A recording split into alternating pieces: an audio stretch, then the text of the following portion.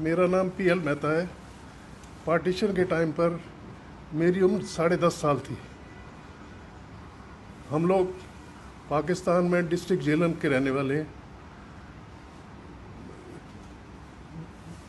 हमारे गांव का नाम साऊवाल था,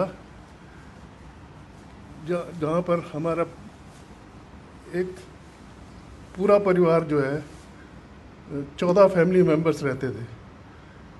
हमारे घर में जो एरिया था लगभग 1 एकड़ में, आधे एकड़ में मकान था, आधे एकड़ में अपना गाय भैंस रखने के लिए जगह बनाई गई थी। पार्टीशन होने के बाद में मुझे नहीं पता था कि पार्टीशन में क्या होता है। जब वहाँ पर जुलूस निकला तो मैं भी उनके साथ हो लिया। वो पाकिस्तान जिंदाबाद के नारे लगाते रहे, मैंने भी लगाने शुरू कर दिए। मुझे मालूम नहीं था कि पार्टीशन होता क्या है। लेकिन कुछ समय बाद हमारे पिताजी के मित्र आए। उन्होंने कहा कि जी आप लोगों के ऊपर अटैक हो जाएगा, आसपास के गांव वाले जो है आपसे पैसा भी लूट ले जाएंगे और आपको मार भी देंगे। क्योंकि हमारा परिवार बहुत संपन्न परिवार था। उस समय हमारे पास 50,000 रुपया कैश और 5 किलो सोना था। हमारे पिताजी के एक मित्र थे सैयद, उन्होंने कहा जी आप लोग हमारे घर में आ जाइए, आपको मेरे घर में आओगे तो आपके ऊपर अटैक नहीं होगा। हम लोग उनके घर चले गए। फिर लोगों को कैंप ले जाने के लिए मिलिट्री ने आना शुरू कर दिया। मिलिट्री जब आई तो किसी ने हमारे पिताजी से कहा कि आपसे ये पैसे भी छीन लेंगे और आपका सोना भी ले जाएंगे। तो उन्होंने अपने मित्र के पास सारा पैसा और सोना रख दिया कि आप अगले दिन कैंप में हमें दे जाना, जो 12-14 किलोमीटर था वहाँ से। जब पिताजी कैंप में पहुँचे पूरे परिवार के साथ में, तो उन्होंने कहा ये आपके पैसा आपको मिलेगा नहीं, बिल्कुल एक पैसा नहीं आपको मिलेगा। लेकिन आप लोगों को ताज्जुब होगा, अगले दिन वो सुबह हमारे सोने से पहले उनका मित्र एक घोड़े के ऊपर खुद आया और एक घोड़े के ऊपर राशन लेकर 1 महीने का वो पिताजी के पास सारा सामान दे गया।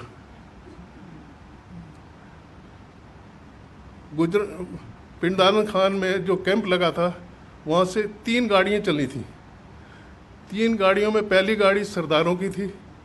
उसमें कुछ जगह थी, लेकिन पिताजी ने कहा कि सरदारों के ऊपर सबसे पहले, पाकिस्तान में सरदारों के ऊपर सबसे पहले अटैक होता था, लेकिन उन्होंने मना कर दिया। दूसरी गाड़ी में हमको जगह नहीं मिली। ट्रेनें जो है, पैसेंजर ट्रेन जो है, इतनी शॉर्टेज हो गई कि उन्होंने ओपन वैगन मंगा के हमको ओपन वैगन के अंदर 100 आदमी एक वैगन में बिठा दिया। बिस्तर के ऊपर बैठ के ओपन वैगन में बैठ गए हम लोग। दूसरी ट्रेन के ऊपर 2 जगह थोड़ा अटैक हुआ, लेकिन वो लोग सारे बच गए। हमारी ट्रेन के ऊपर जो अटैक होना था, वो कामों की स्टेशन पर जब हम लोग पहुँचे शाम को, तो ट्रेन वहाँ सारी रात रोके रखी। और ये महसूस होता रहा कि कुछ लोग जो है ना इकट्ठे हो रहे हैं, स्टेशन के आगे जा रहे हैं। सुबह गुजरांवाले से पुलिस आई। उन्होंने कहा जी आप लोग अपना सारा हथियार हमको दे दो, क्योंकि आप हिंदुस्तान में नहीं ले जा सकते। सब लोगों ने हथियार दे दिए। हमारे साथ बलोच मिलिट्री थी और पुलिस ने कहा कि आगे मॉब है, हम उनको हटाने जा रहे हैं। वो हटाने क्या गए थे, उनको साथ में बुला लाए, अब आप अटैक कर सकते हो। 24 सितंबर सुबह 10 बजे अटैक शुरू हुआ। सबसे पहले तो उन्होंने पैसे छीने, जो कुछ है दे दो, हम मारेंगे नहीं। उसके बाद में यंग लड़कियां निकालनी शुरू कर दी। 300-400 लड़की, 4000 पूरी ट्रेन में पैसेंजर थे। पहले तो उन्होंने 300-400 लड़कियां निकालनी, फिर ऐसा काटना शुरू कर दिया जैसे ओपन वैगन में गन्ना बाहर निकला होता है, उसको जैसे काटते हैं ऐसे इस तरह से तलवार से, लाठियों से मारना शुरू कर दिया। मेरे परिवार के 14 मेंबर्स थे, 11 मेंबर्स को मेरे सामने मारा गया। उस बाई चांस दो मुसलमान आपस में बात कर रहे थे कि तेरा बेटा कोई नहीं है, ये लड़का है, इसको अपना बेटा बना लेना, ले जा। पिताजी ने उनसे कहा कि जी इसको ले जाओ लेकिन मारना मत। बाई चांस मेरे पास एक घड़ी, घर में एक घड़ी मुझे मिली, डिस्ट वॉच, वो मैंने जेब में रखी थी। मैंने कहा मेरे से घड़ी ले लो, मुझे छोड़ दो। उन्होंने घड़ी लेके मुझे छोड़ा तो साथ में एक औरत बैठी थी जिसने जेवर पहने हुए थे। उनके जेवर उतारने में लग गया। मुझे अपने चाचा जी ने अपनी तरफ बुला के नीचे बिठा के ऊपर अपना पगड़ी खोल के ऐसे ऊपर डाल ली। उनको तलवार से मारा गया और तलवार का अगला पोर्शन मुझे भी गर्दन पर लगा। हम बैठे रहे वहीं पर। 3,500 आदमियों को उन्होंने मार दिया। जो बचे हुए थे या तो ज़्यादा जख्मी थे या मुर्दों के नीचे छुपे हुए थे, जिनमें से मैं भी एक था। हम फिर मिलिट्री ने ये कहा, मिलिट्री वालों ने, अब जब वो थक गए वो चले गए, मिलिट्री वालों ने कहा कि आप लोग प्लेटफॉर्म पर आ जाओ। और वो चले गए हैं। प्रोग्राम ये था कि इनको प्लेटफॉर्म पर लाके सबको मार दिया जाए। लेकिन हमारी किस्मत कुछ ऐसी अच्छी थी कि हिंदू मिलिट्री का कॉन्वॉय वहाँ से पास हो रहा था। मेन रोड जो थी स्टेशन के साथ में लगी, अटैच थी। कामों की स्टेशन जो है बिल्कुल जीटी रोड के ऊपर था। स्टेशन के ऊपर पुलिस मिलिट्री, हमारी हिंदू मिलिट्री आ गई। उन्होंने जो हमारे साथ बलोच मिलिट्री थी, बलोच मिलिट्री ये काम ये करती थी कि जो यंग लड़का निकल के भागता था वो बलोच मिलिट्री गोली मार देती थी। ये पोजीशन थी हमारे वहाँ पर। उसके बाद हम लोगों को ये कंडीशन लगाई गई कि इनको हॉस्पिटल ले जाओ जितने ज़्यादा ज़ख्मी है या थोड़े बहुत ज़ख्मी है। हमें गुजरांवाला हॉस्पिटल में वहाँ से ट्रेन में शिफ्ट कर दिया गया। डेड बॉडीज़ की जो ट्रेन थी उसके ऊपर लिखा गया तोहफे to Hindustan to Mahatma Gandhi and Jawaharlal Nehru. वो पूरी ट्रेन दिल्ली लाई गई। वो ट्रेन को नेहरू को दिखाया गया, जवाहरलाल गांधी को दिखाया गया। उन्होंने कहा ऐसा नहीं होना चाहिए।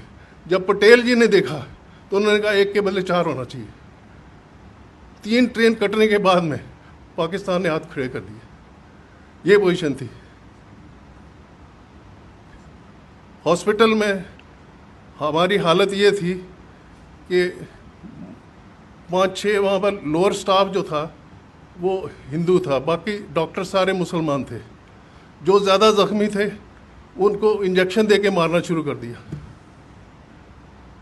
हिंदू कंपाउंडरों ने सबसे आके कहा कि इनसे ना इंजेक्शन लगवाना ना दवाई लेना, हम ये अभी थोड़ी देर में चले जाएंगे, हम आपको सब ट्रीटमेंट हम करेंगे। हॉस्पिटल में उन बेचारों ने पूरी रात हमारी सेवा करी, सबकी पट्टियाँ करी। मेरे पास जो कमीज़ थी, मेरे चाचा जी को जब तलवार से मारा तो खून से पूरी भर गई थी। वो मैंने कमीज़ उतार के फेंक दी। एक दिन मैं बगैर कमीज़ के रहा।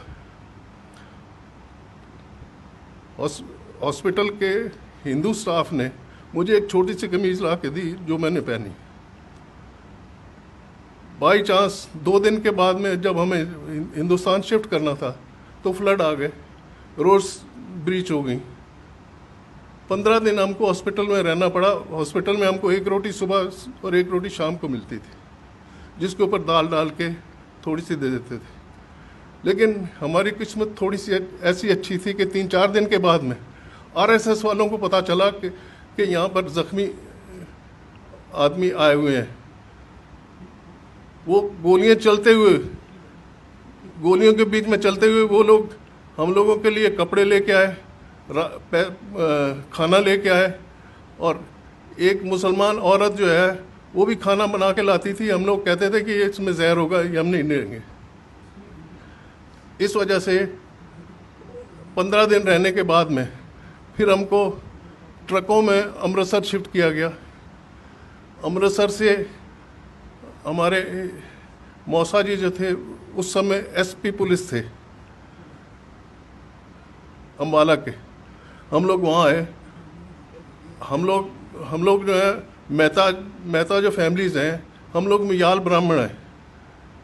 हमारे जितने पाकिस्तान में जितने हमारे परिवार थे, या तो मिलिट्री में थे या पुलिस में थे या खेती करते थे। आर्मी में हमारे पार्टीशन के बाद में भी हमारे डिस्ट्रिक्ट के 4 आर्मी जनरल्स रिटायर हुए हैं। उनमें से और 2 गवर्नर चंडीगढ़ के जो थे वो भी मेहता फैमिली से हैं। एक मिज़ोरम के लेफ्टिनेंट गवर्नर भी छिबर रहे हैं। पार्टीशन के बाद में हम लोग सारे हिंदुस्तान में बिखर गए।